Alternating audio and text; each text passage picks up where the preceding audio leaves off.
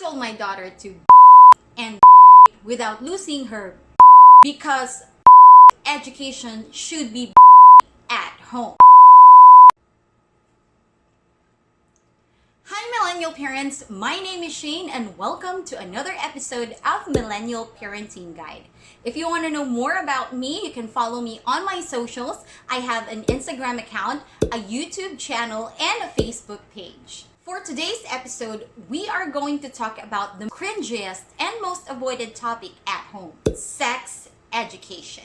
Up until now, many parents are avoiding sensitive topics like these with their kids. In our time, issues like these are considered taboos and parents prohibit their children from talking or even mentioning correct terms about sexuality at home. Well, millennial parents, it is about time to change that mindset. As early as 8 years old, I can see obvious body changes in my daughter. So I decided to slowly educate my daughter with her private parts and about sex education without losing her innocence. In this video, we will talk about the 5 major topics that you need to discuss to your children about sex education and sexuality even at a young age of 8.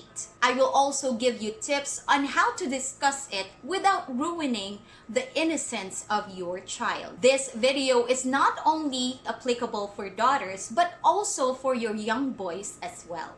So if you want to know more about it, let's dive in. Topic number 1, private parts. Once I saw body changes in my daughter, I slowly inserted topics about private parts in our conversation before going to bed. Terms like vagina, pee-pee, breast, dede, buttocks, lubot, or private parts is embedded in our normal conversation, and I emphasize that these are correct terms and should not be ashamed of using it when necessary. The reason behind this is for her to be comfortable in using these correct terms so that if there are certain body changes that she wants to discuss and she wants to ask me, it will be normal for us to talk about it. It's very important that parents like us knows how to explain it to them in a very innocent way so that yung mga anak natin maging open din sa atin, especially when they talk about sex. Eventually, at a very young age, pag alam na nila na open ang parents nila sa pakikipag-usap sa mga ganitong klaseng bagay, pag lumaki na sila at naging teenager na sila, mas madali sa kanila na i-open up ang mga experiences nila at mga bodily changes na nangyayari sa kanila privately. Kasi alam nyo, millennial parents, kapag open kayo sa isa't isa ng anak ninyo, especially when it comes to their teenage years, hindi lang sila mahihirapan in transitioning into adulthood.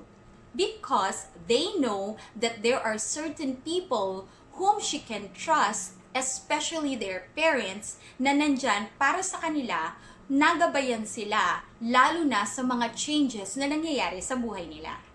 Topic number 2. How to clean your body parts. This is applicable for boys and girls, just like topic number 1. I always inform my daughter to become responsible about her body. It is her body, thus it is her responsibility to keep it clean to avoid getting sick. I told her as early as 8 years old that soon you will have hairs that will go in certain parts of your body, like in your pee-pee or vagina, in her armpits, or in certain parts like legs, or even around your mouth. With that, she should learn how to properly clean it. Well, my tip is your children should use mild soap. In our household, what we use is Cetaphil for the body parts of my daughter because it's mild and it's really good because it's not mahapde to use. Topic number 3, monthly period. Well, this topic is certainly only for girls. As early as 9 years old, my daughter has been asking me about menstrual cycle. So instead of avoiding that topic, I patiently explained to her that it is a normal monthly experience for women. It is in our reproductive system and it is the way of our body to cleanse itself. Of course, she asked me on when she's gonna have it because she's quite afraid about it. She thought na magiging masakit ngayon because of course, it's blood. I told her that she will have it when she turns 11, and I assured her that if there's pain, it is stomach cramps and there's nothing to be afraid of. I promised her once she has it, I will teach her how to properly install sanitary pads and how to properly dispose it. I also promised her that I will teach her important topics about menstrual cycle.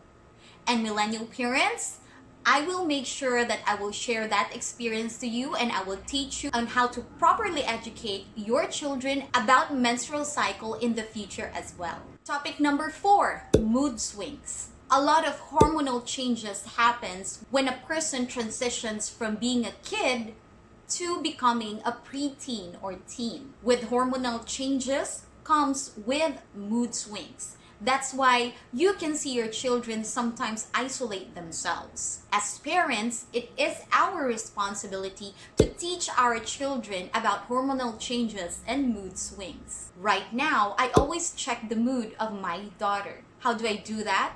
I always ask her, are you okay? Do you feel okay?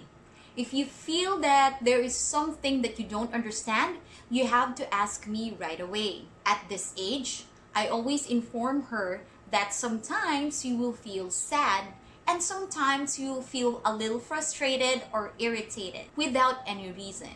Sometimes you will not even understand your own emotions, and it is okay. When you feel a little odd, you just have to talk to me and ask me, and I will try to patiently explain to you what you're going through or what you're feeling. You know, most parents try to suppress the emotions of their children and they think that nag-iinarte lang yung anak nila.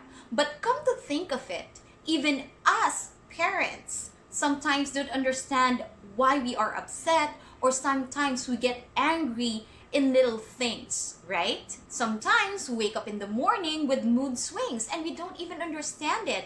And we try to tell our children to understand our emotions that even us don't understand. According to studies, a lot of children are getting depressed on their teenage years because their emotions are being suppressed rather than letting them express how they feel and try to understand and explain to her what hormonal changes and mood swings are. This topic is very important for both boys and girls. Tip number 5, and the most important tip: teach your children how to protect themselves. Changes can be crucial, and a lot of people, friends or relatives, may still look at our children as babies. Even us as parents still look at our kids as babies, right?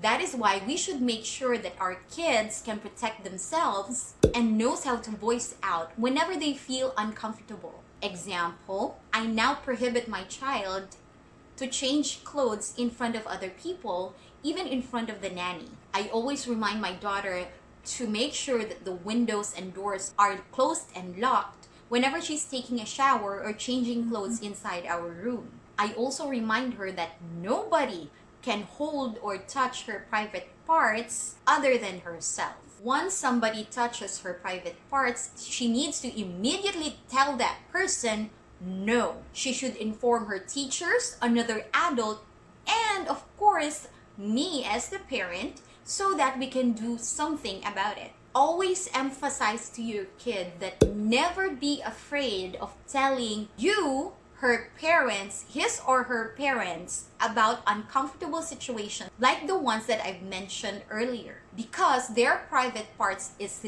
theirs and should be kept private. Another tip is never let your child go to a public toilet alone. Basic and practical topics should be firstly taught at home. These topics are sensitive, so it is important for us parents will be the first to teach our kids about sex education.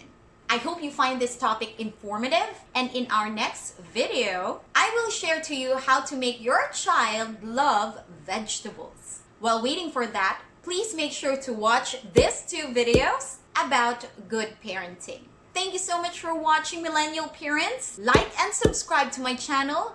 please do leave a comment and see you next Saturday. Keep on rocking, Millennial Parent. Bye!